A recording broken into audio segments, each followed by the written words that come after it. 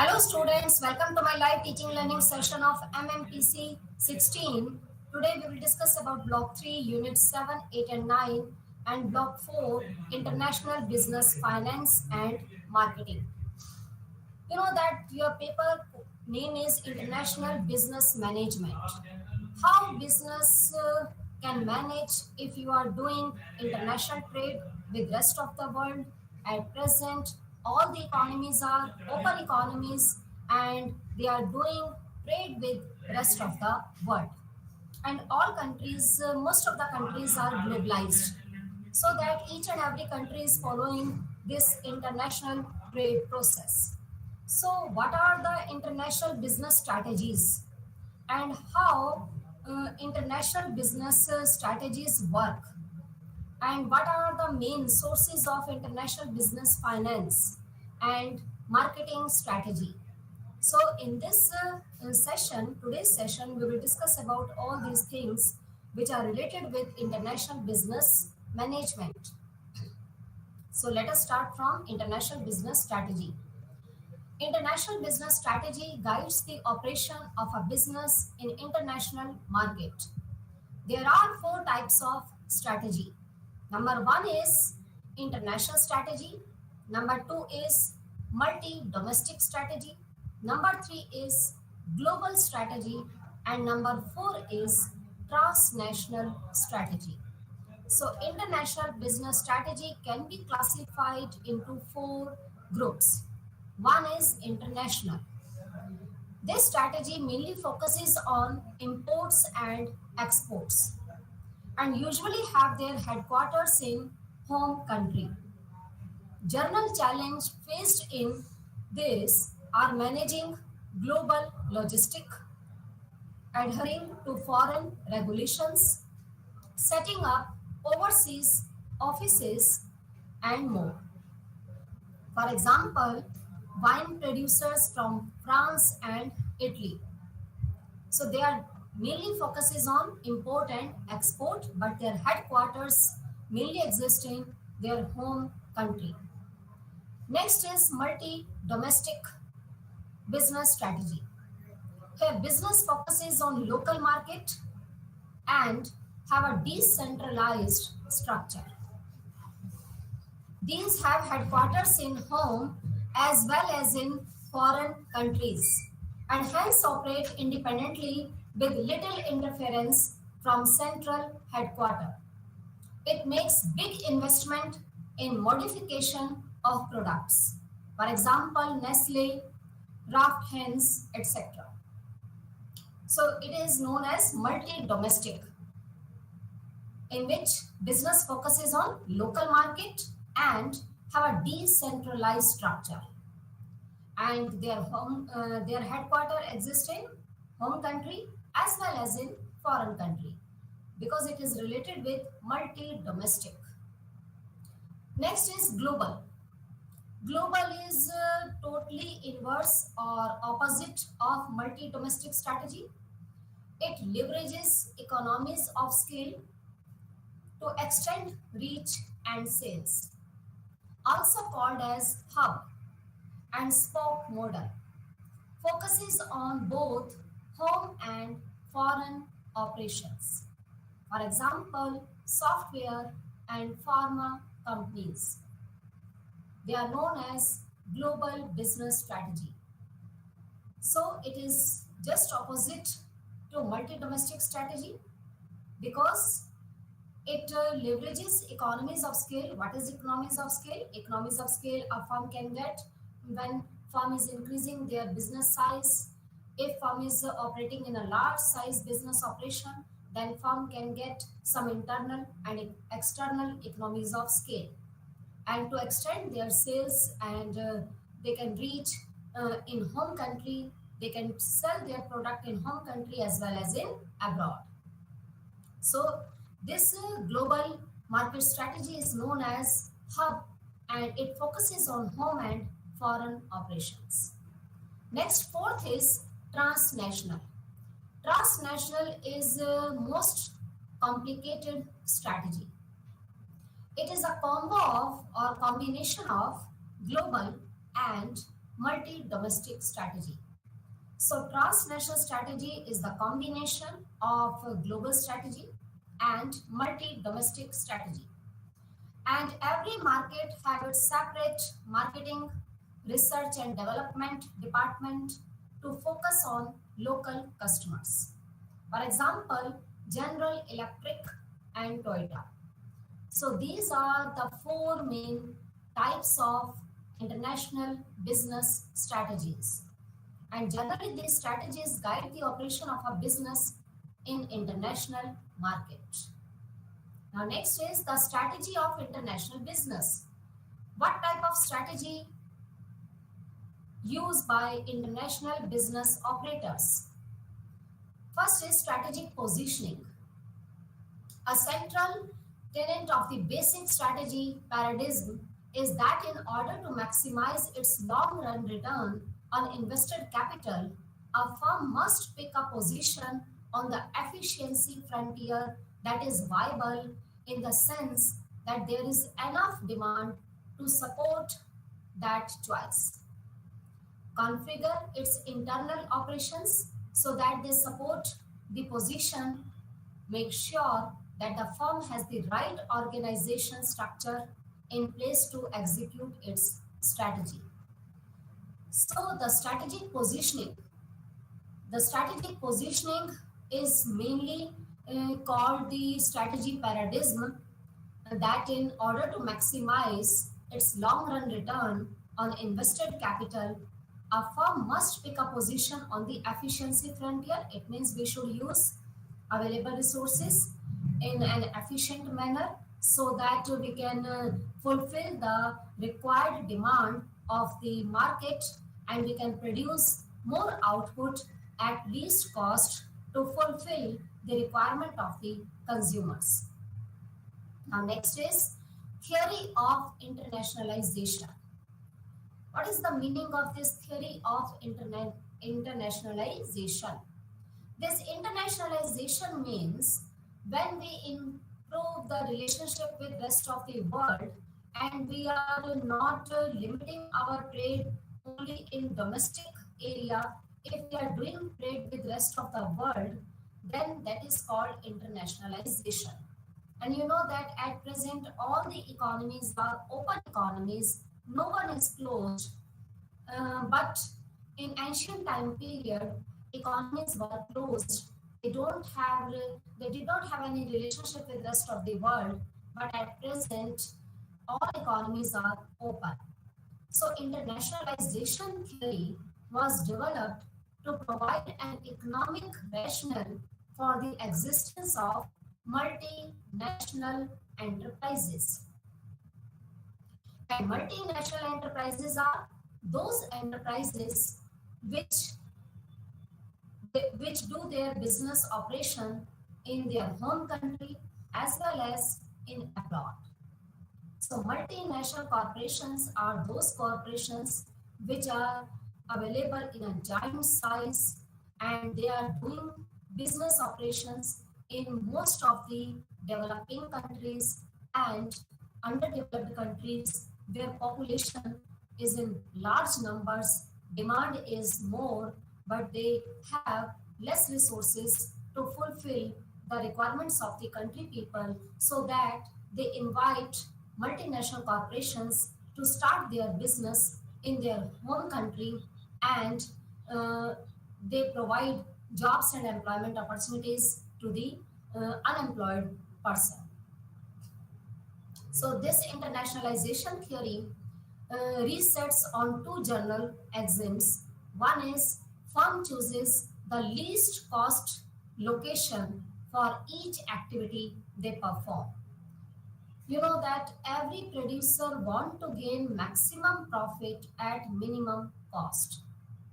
So internationalization theory was developed to provide the economic rationale for the existence of multinational corporations, and multinational corporations generally set their business in that particular country or in that host country where they can minimize their cost for each activity which they perform. And second is firms grow by internationalizing market up to the point where the benefit of further internationalization are outweighed by the cost. So this theory mainly focuses that while doing international businesses, if you are operating international businesses, then you must have to focus on that location, to choose that location and to establish their business enterprises in those countries where costs should be minimized and profit should be maximized. Next is firm-based theories of international business expansion. There are some theories of international business expansions in which first is foreign direct investment. Foreign direct investment is that investment which is made by foreign companies in developing and underdeveloped or less developed countries. At present, with the help of globalization, foreign direct investment limit is going to increase. In India, FDI limit, which was earlier in 1956 industrial policy, FDI limit was only 40%, but in 1991 industrial policy, India has adopted that FDI, 51% FDI can be permitted for some for all types of industries. But in some specific industries, 74% FDI is permitted. And for others, 100% FDI is permitted with automatic route without taking any permission from the government and without any restrictions or hurdles. FDI can be permitted. So FDI, foreign direct investment theory, was developed by S. Heimer in which 1960 to 1976. Next is international product life cycle theory of international business. It was presented by Vernon in 1966. Next is transaction cost theory. It was developed by Williamson in 1975. Learning theory, it was developed by Johansson and Behelene in 1977. Theory of internationalization, it was presented by Rogman in 1979. Competitive advantage theory, on which international trade mainly based on this competitive advantage or comparative cost advantage theory, and it was developed by Porter in 1980. And next is eclectic theory. It was presented by Dunning in 1980. So these are firm-based theories of international business expansion, and here on the left hand side the name of theories are given, and on right hand side authors who propounded these theories, their name are mentioned. Next is comparison of internationalization theory. Here some methods of internationalizations are like Upasla view, eclectic view, network view, and entrepreneur, international entrepreneur view. First is Upasala view. Here it stings mode, progression form, regular exporting and exporting via partners to overseas manufacturing start with low physic distance to higher. It means this theory states that while doing international businesses, firstly, we have to export with our partner countries. Then we should increase our international business with low physic low physic distance to higher distance mode. Next is athletic view. This view mainly presented that the advantages are more higher when propensity to consume, where propensity to consume is higher. The more international business mainly performed well in those nations where the location is good and where all the facilities which are necessary for starting the business enterprises that is available, the international businesses expand in that particular areas. Next is network view. This is the view of establishment of relationship in countries network and development of those relationships in those network. Connect those network in different countries. If you are connecting with other countries, then you can perform your business activities internationally and you can get advantages through international business operations. Next is international entrepreneur view. International entrepreneur view with more prior experiential knowledge of international market will identify, enact, and take entrepreneurial activities through the firm. So these are four methods of internationalization. One is Upasla view, which is mainly focuses that we should improve our international businesses from lower distance area to higher distance area, and athletic view mainly presented that we can get more advantages if the entry mode is suitable in host countries, and when entry mode is suitable and easily we can enter in other developing nations, then we can establish our more branches in less developed countries and start our business operation in that countries. Network view says that we should improve our network connectivity with different countries, and if we connected with rest of the world very rapid rate, then we can improve our international business operations. And international entrepreneurial view says that we should get more and more information through international business entrepreneurs who are engaged in business activities from the long time period. So if we get information through those entrepreneurs, then we can do more successful business operations in present world. Next is global market entry strategies.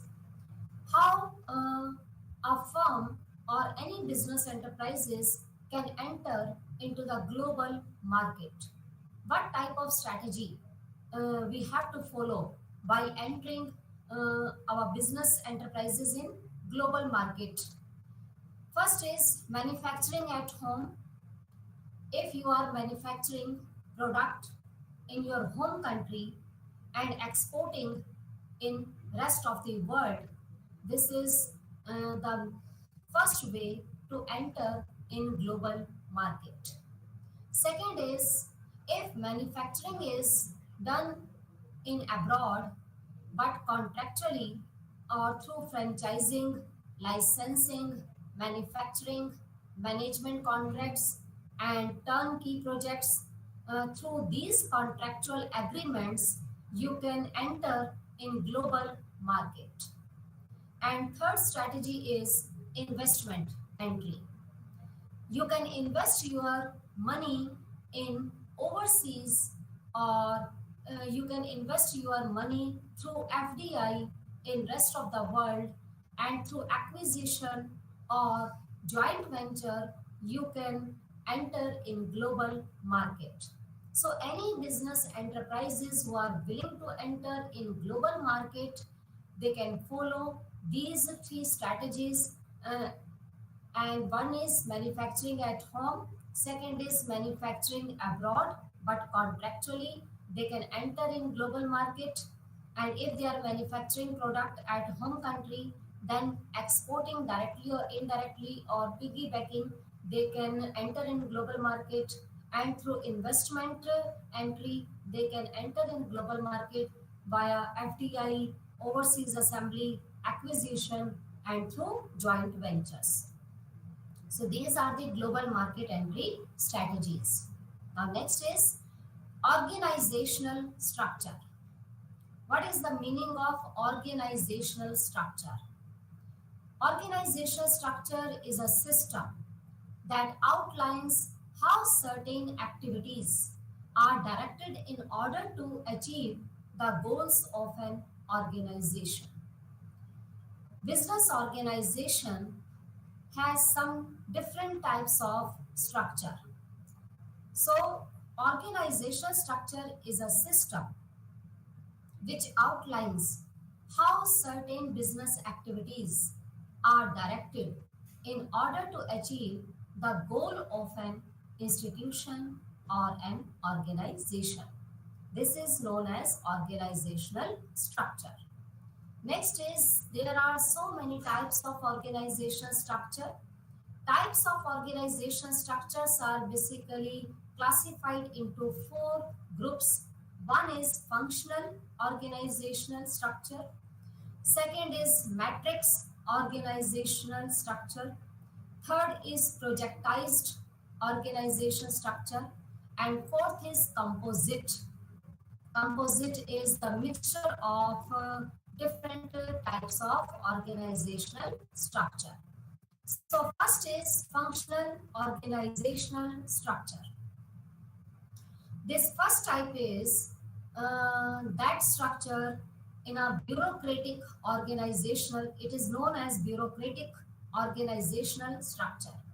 It divides the company into departments like purchase department, sales department, and finance department, and different types of department which work in business enterprises. Functional organizational structure mainly classify in the company's main functions into some specific departments. So functional department is a bureaucratic organization structure which divides the company or any organizational functions into departments. Second is matrix organization structure. In this structure, reporting relationships are established as a matrix. You know that in a business organization, there is a top management level, medium management level, and lower management level, and some subordinates who work at top level of management, under the top level of management. So what type of relationship between managers and employees and subordinates and their leader, group leader? So matrix organization structure mainly tells us about the relationship, how relationships are established in form of a matrix. Third is projectized organization structure. It is established specifically for a project. The project team members work under the management of the project manager. So projectized organization structure mainly established when we have to complete a project of the business enterprises, and the project team members work under the management of the project manager. And next is composite. Composite is a combination of other types of organizational structure. So these are the four types of organizational structure. One is functional, second is matrix, third is projectized, and fourth is composite. Now next is executively. Executives rely on vertical and horizontal linkages to create structure that they hope will match the firm's need. While no two, while two organization structures are exactly alike, four general types of structures are available to execute. One is simple structure, second is functional structure, third is multi-divisional structure, and fourth is matrix structure. So these are four types of structure. We can explain in a different way of all these organizational structure. Number one is simple structure. Here, simple structure do not rely on formal system of division of labor, and organizational charts are not generally needed in case of simple structure. If the firm is a sole proprietorship in which only one person manage, control, and operate all the business activities, one person perform all the tasks that the organization needs to accomplish. Consequently, this structure is common for many small businesses. So this is known as simple structure, which is mainly applicable in case of sole proprietorship, where only a single person manage all the business activities. Second is functional structure. Functional structure, within this functional structure, employees are divided into departments that each handles activities related to a functional area of the business, such as marketing department, purchase department, production department, human resource department, information technology department, and customer services. In this functional structure, we can divide employees into these departments so that they can easily handle all those activities which are related with their department very smoothly, and they can operate all business activities in a very efficient manner. Third is multi-divisional structure. Multi-divisional structure, in this type of structure, employees are divided into departments based on product areas and or geographic regions. General Electric, for example, has 6 product division. One is energy, second is capital, third is home and business solution, fourth is healthcare, fifth is aviation, and sixth is transportation. So in this type of structure, employees are divided into departments which are based on product areas and or geographic regions. Next is matrix structure. In this structure, firms that engage in project of limited duration time period often use a matrix structure where employees can be put on different teams to maximize creativity and ideas flow. As parodied in the movie Office Space, this structure is common in high technological and engineering firms. So these are the main types of organizational structure. Next is strategic alliances. What is the meaning of this strategic alliances? Now we have studied about international business strategies. Now here we are discussing that how firms can collaborate and how firms can mutually agree to enter into a specific uh, alliances in which, so strategic alliances is just an arrangement between two companies or more than two companies to mutually undertake a beneficial project while each retains its independence. Alliance means grouping. Alliance means not only through merger or acquisition, firms can enlarge their size. Some strategy they can follow for alliances. So strategic alliances is an arrangement between two companies or more than two companies to undertake a mutually beneficial project while each retains its independence or without ignoring the independence of the business firm. Strategic alliances, mainly cooperative agreements, it's generally known as cooperative agreements between potential or actual competitors. It has so many advantages. One is it facilitates entry into the market. Through this strategic alliances, firms can enter into the market and they can share if all firms meet together in a same business, they can share fixed cost of production and they bring together skills and assets that neither company has or can develop. If only a single company which has very limited money income that can't operate all business activities with less capital efficiently.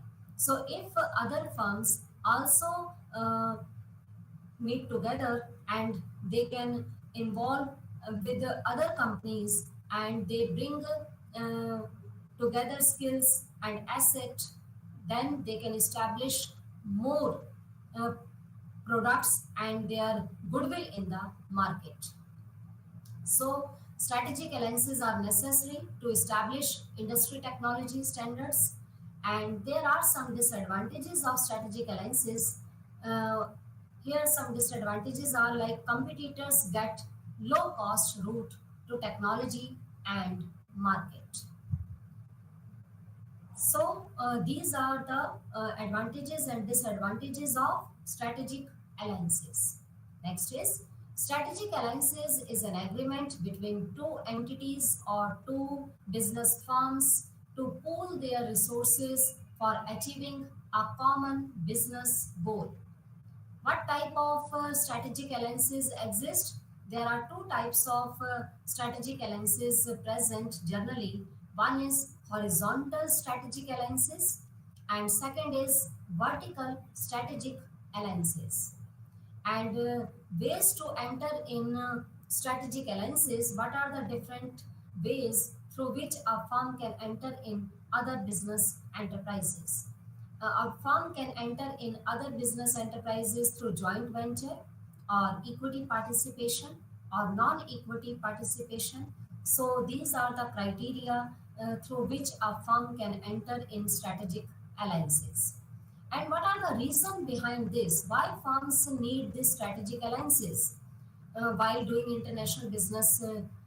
So there are some specific reasons for strategic alliances. Number one is gaining an access to a restricted market like China.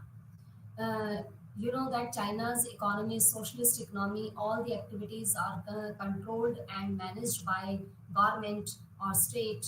And if in China there is a restricted market, but if you want to gain access in that type of country where so many restrictions are put by government, but through strategic alliances you can get advantages in that type of countries also.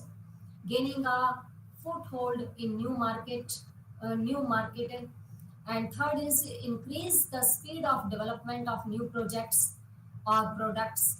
Next is maintain leadership positions. Next is leverage upon the benefits of like economies of scale, least cost combination, and to improve research and development activities, and to gain market power, especially pricing power.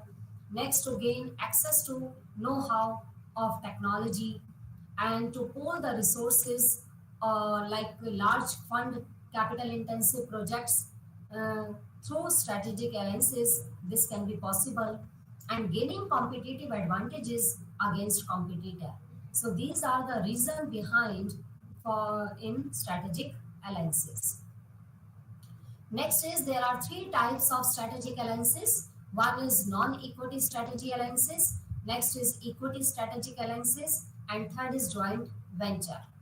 Non-equity strategic alliances mainly tells us that if two or more firms develop a contractual relationship to share some of their unique resources and capabilities, then they can enter in strategic alliances. Second is equity strategic alliances. In this, partners who own different percentage of equity or shares in a separate company, they have formed their strategic alliance.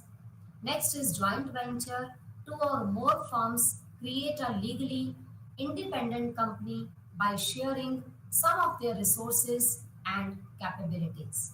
So these are the three different types of strategic alliances: non-equity, equity, and through joint venture, they can make strategic alliances for gaining more advantages through international business. Now, next is key factors of strategic alliances.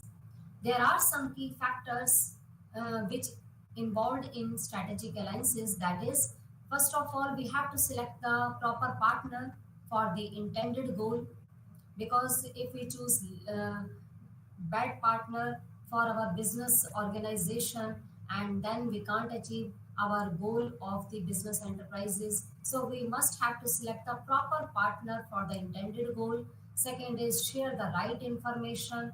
Third is negotiate a deal that includes risk and benefits. Next is come to a realistic agreement on the time. Next is mutual, flexible commitment on what's suitable to change, measure, and share with each partner's culture. Respect and protect the brand of each partner. So these are main key factors of strategic alliances. If we are involving with other companies and we are inviting some other companies in our business enterprises, then we must have to keep in mind that there are some key factors which affect the strategic alliances. We must keep in mind that we should select proper partner for intended goal, and we should share the right information and negotiate a deal with risk, which includes risk and benefits also. And we should enter in this strategic alliances with a realistic agreement on that on the time, and this agreement should be mutual, flexible commitment which is suitable to change and measures and share within each partner's culture. And we should respect and protect the brand of each partner.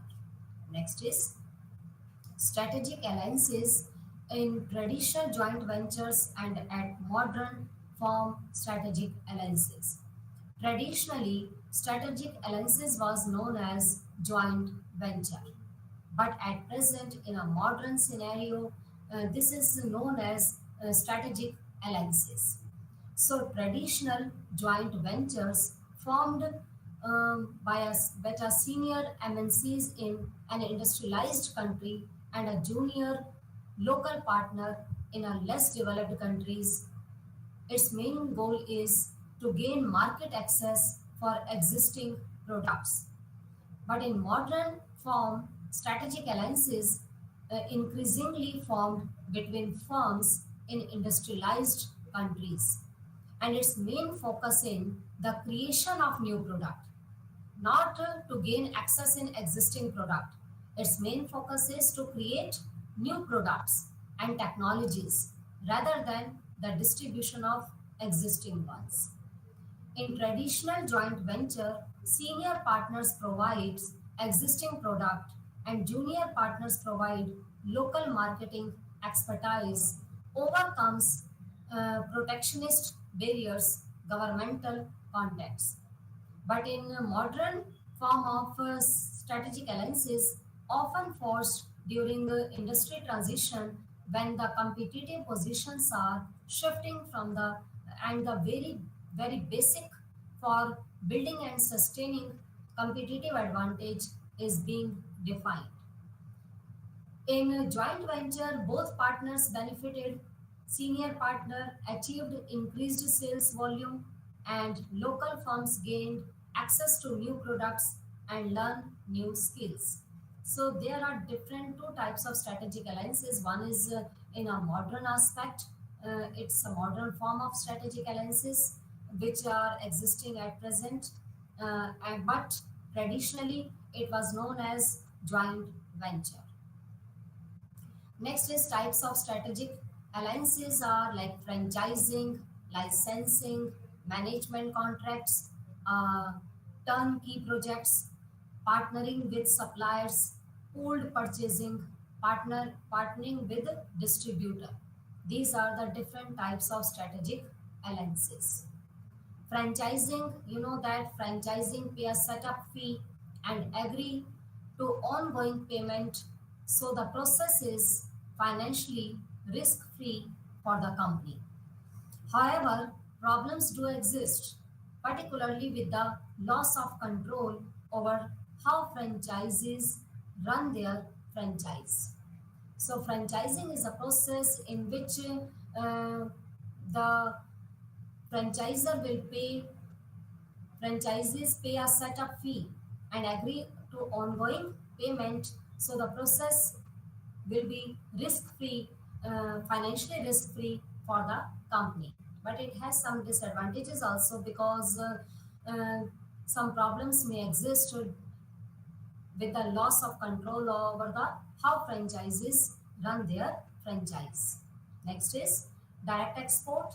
It represents the basic entry mode which capitalize on economies of scale in production concentrated in the home country and creating place utility in distribution from such concentrated production. A firm can directly enter in the business enterprises for doing direct export.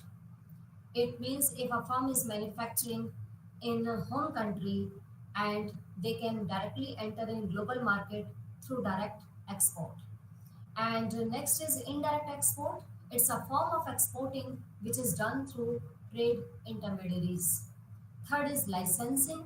Licensing is a mode of entry where the licensor or franchisor, usually the owner of the title, sells the right of intellectual property such as patent or technical know-how to the licensee franchisee for royalty.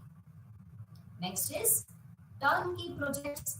A turnkey projects is a contractual agreements where the firm operates on build operation and transfer mechanism and hand over it to the transferee when ready. And research and development contracts are those contracts in which firms entered into with some specific purpose of pursuing some kind of research and development activity. So these are the different forms of strategic alliances. Now, how we can manage these strategic alliances? First of all, we should select a good partner, selecting the right partner for uh, our business enterprises who help a firm to achieve its strategic goals like market access, cost sharing, product development, gain access to core competencies, share the firm's vision for alliances, and complement each other, not exploit for opportunity gains. Alliance structure it must be structured in a way to safeguard individuals' interest and difficult to transfer technology not meant to be transferred.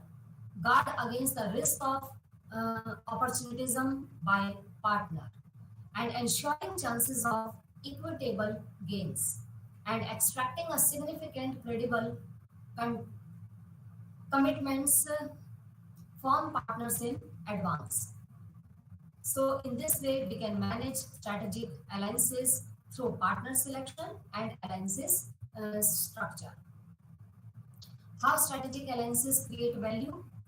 Strategic alliances can give more value to the business environment, business firms while shaping the competitive environment. It facilitates technological standards. Partners may agree on a standard and avoid a market battle for the standard.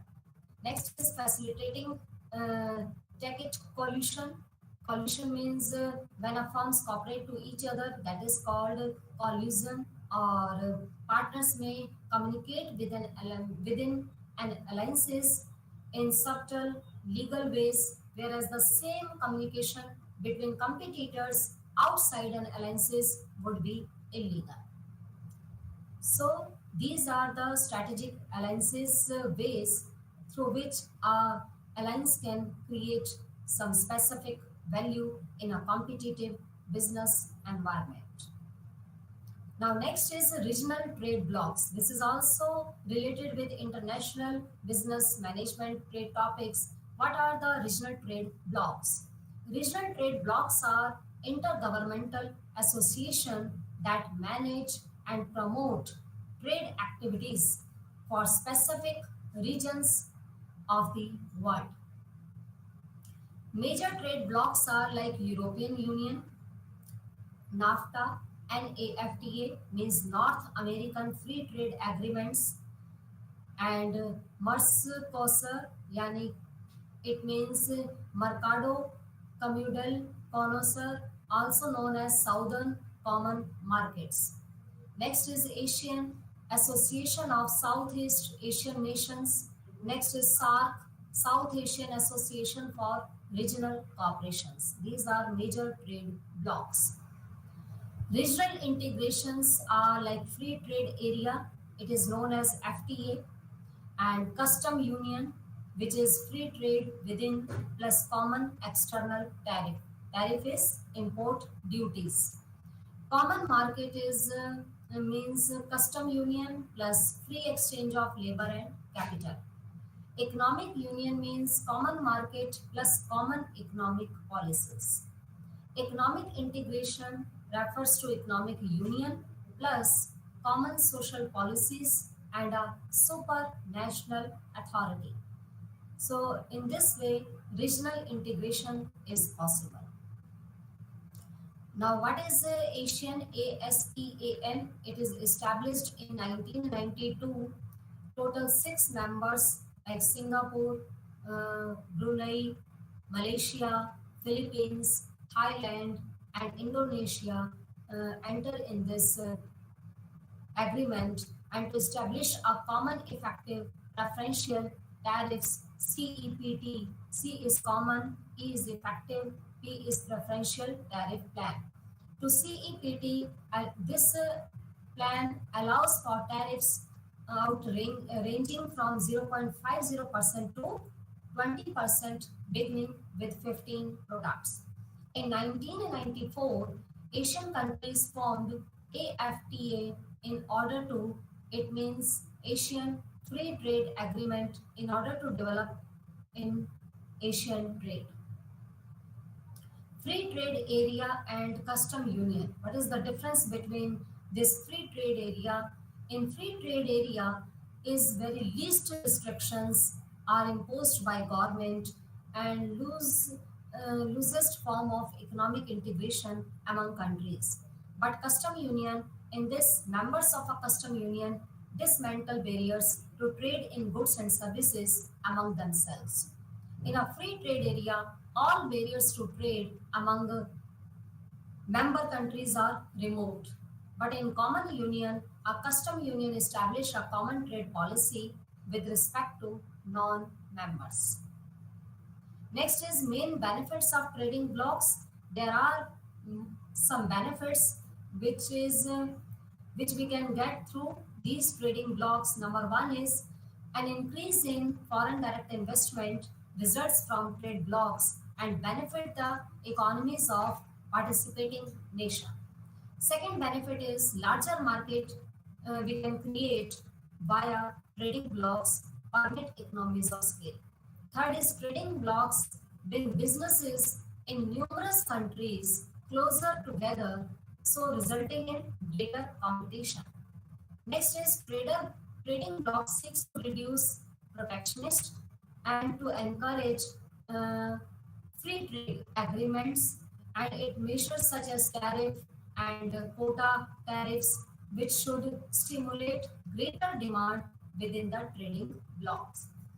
And next advantage is The combination of greater competition, FDI, economies of scale, and greater trade should result in a more efficient market.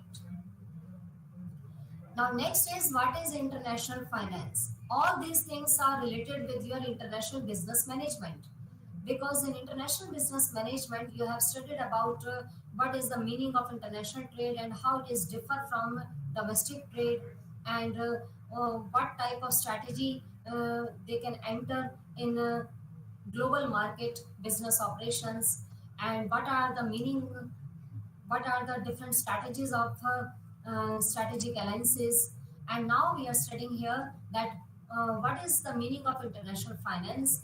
International finance is the process of transferring fund from surplus economic unit to deficient economic unit when any of these unit is located outside a national country.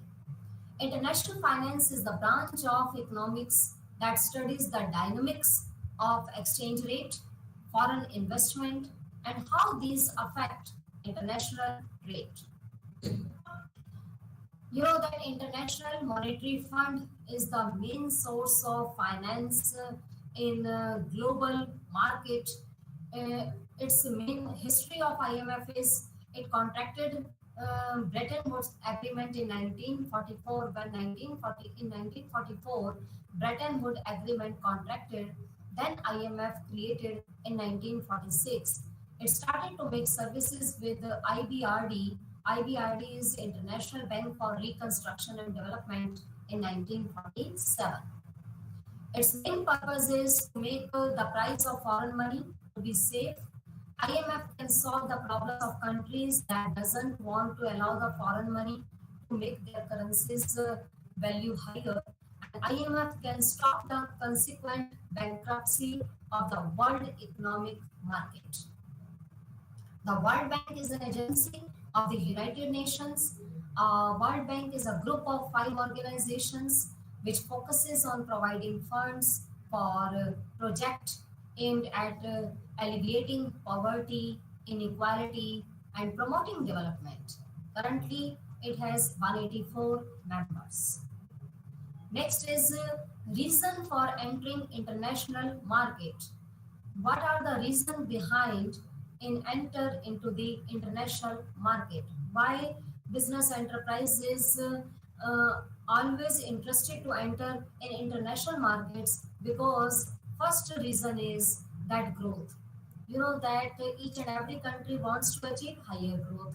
Each and every business enterprises want to achieve more growth in their business operations, more growth in their business enterprises. So to achieve this growth, if they enter into the international market, then they can get high growth rate of their business. Second is profitability. You know that producers' main goal is to earn maximum profit at minimum cost, and it can be possible when we enter our business enterprises in international market. And achieving economies of scale, when we enlarge our business activities and we are selling our product not in only domestic area, we are trading all the products in abroad also, then we can enlarge our business activities, and through expansion of this business activities we can get so many types of economies of scale, like internally and externally we can get advantages. And through this international business or international markets, risk is spread out, so that if risk spreads, then profit will increase. And it accesses to imported inputs.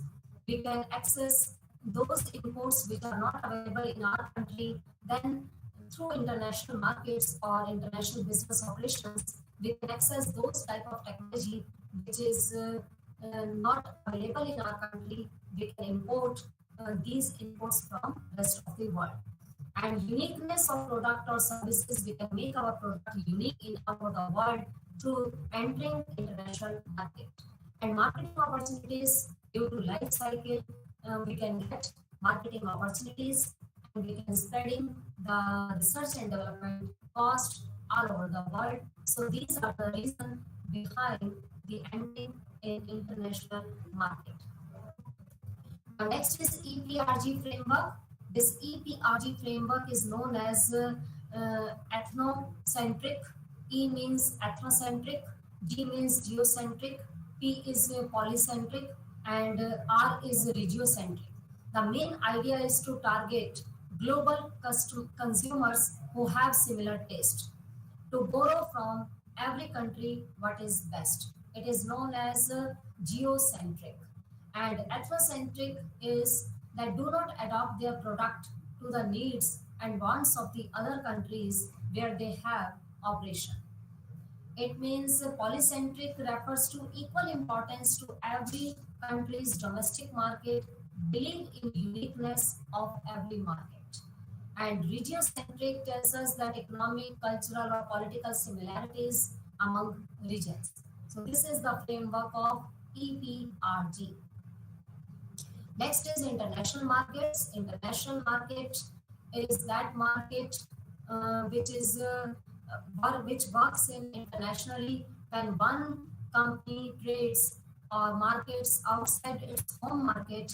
That is called international market. International market has so many advantages like importance, like increase growth and sales, increase accessibility, rise in the local free deal areas, increased availability of capital and labor, development in communication technology. And what are the challenges?